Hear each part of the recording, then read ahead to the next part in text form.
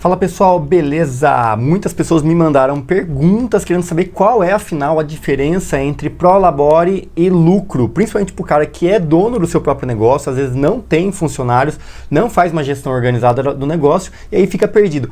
Será que eu ganho prolabore ou lucro? É isso que a gente vai falar hoje.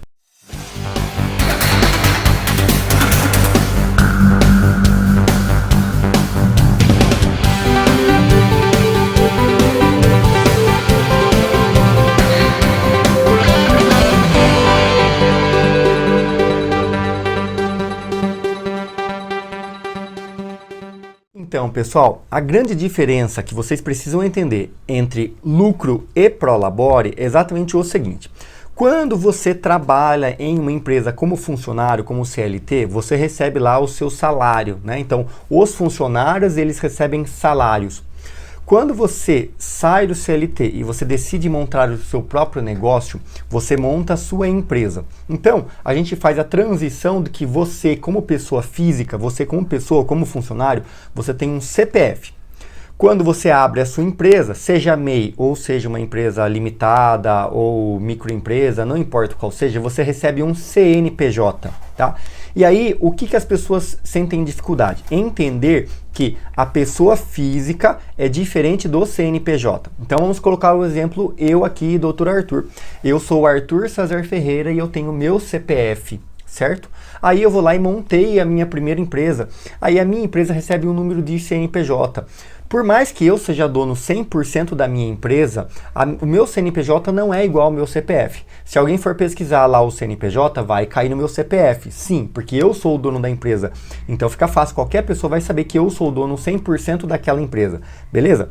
Tranquilo. Mas vocês não podem confundir que quando eu, Arthur, presto um serviço, eu, Arthur Ferreira, como consultor, eu presto um serviço, uma consultoria, um treinamento, não é o Arthur que está prestando serviço, é a empresa do Dr. Arthur que está prestando serviço, tá? Então, quando a minha empresa presta um serviço, então ela é que recebe o valor daqueles serviços que são realizados e não diretamente a mim.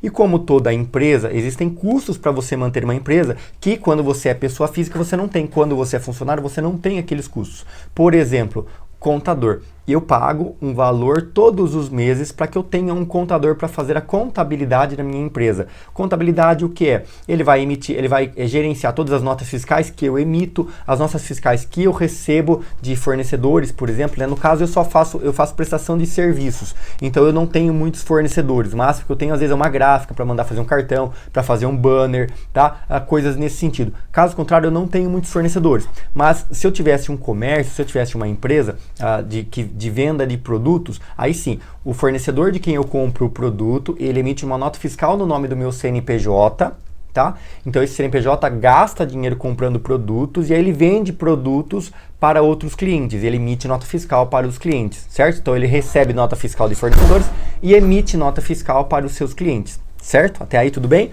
Estão acompanhando? Então, quando eu, Arthur, presto um serviço para uma empresa, para um cliente, o cliente, eu emito nota fiscal da empresa para esse cliente dizendo que eu preciso de serviço para ele. E em troca disso, ele paga um valor para a empresa. Então, a empresa ela tem custos. Tem os custos do imposto de emissão da nota fiscal, ele tem o custo de manutenção da conta bancária, que as contas bancárias para a CNPJ tem um custo, uma cesta de serviços mensal que é cobrada.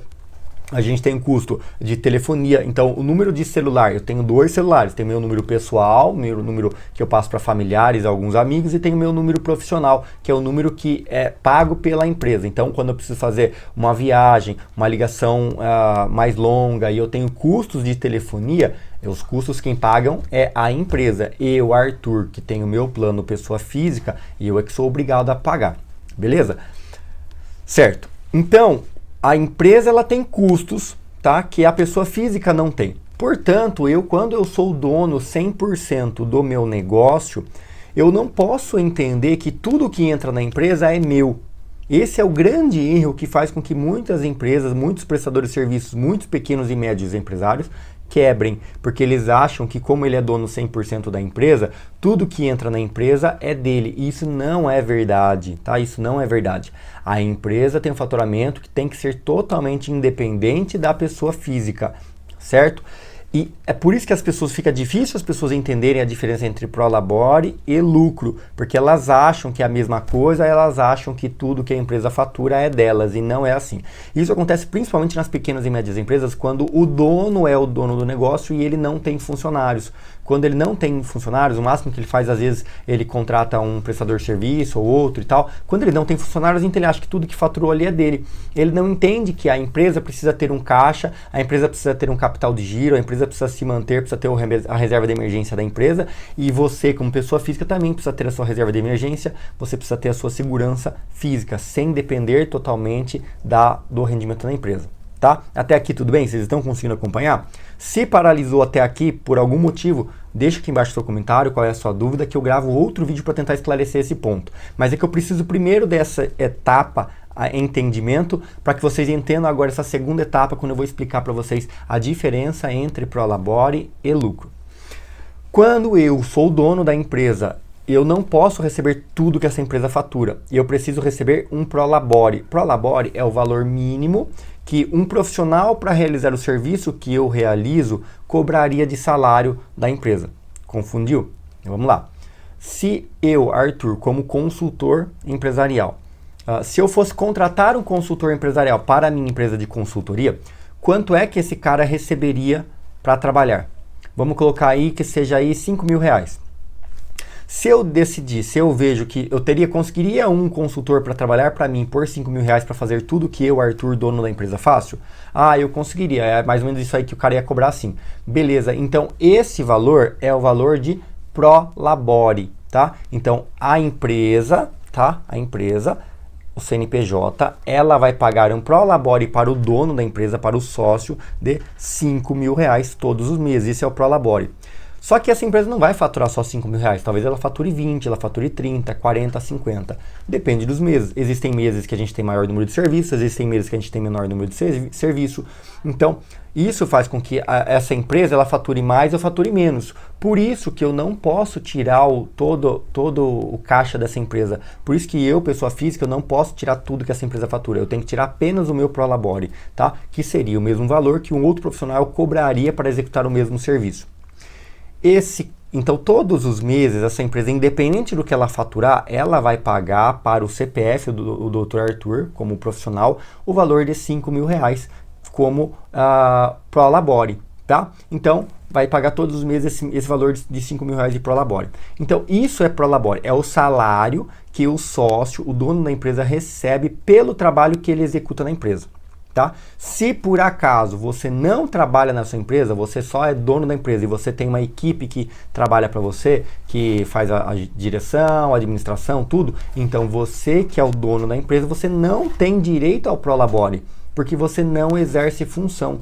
Então você fala assim, Arthur, eu sou dono de uma consultoria, mas eu não faço consultoria, eu não tenho habilidade, então eu contrato consultores. Beleza, não tem problema. Só que se você é o dono da consultoria, você contrata, o que você faz? Eu faço o financeiro. Então eu emito os boletos, mando para os clientes, eu recebo dos clientes, eu vou no banco, eu pago os salários. Ótimo, quanto custa uma pessoa para fazer essa função na sua empresa de consultoria?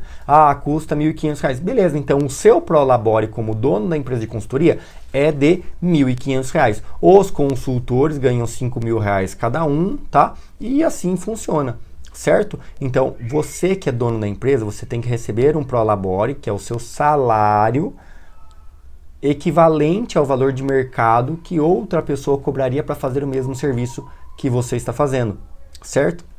Arthur, mas a empresa faturou muito mais do que os custos. Então vamos colocar que essa empresa tinha um custo fixo aí, pagando todos os consultores, mais o prolabore. Ele tinha um custo fixo de R$30.000, aluguel, água, luz e tal, tinha um custo de R$30.000, mas ela faturou 50 mil. Então ela teve R$20.000 de lucro, certo?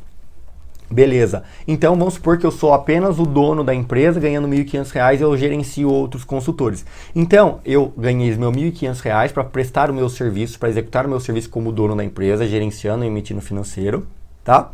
E aí essa empresa ela gerou R$20.000 de lucro no final do mês. Só que como eu sou o dono 100% dessa empresa, eu tenho direito ao lucro dessa empresa aqui, seria os 20 mil reais, entendeu? Então eu recebo como Prolabore R$ 1.500, mas eu recebo também o lucro dessa empresa.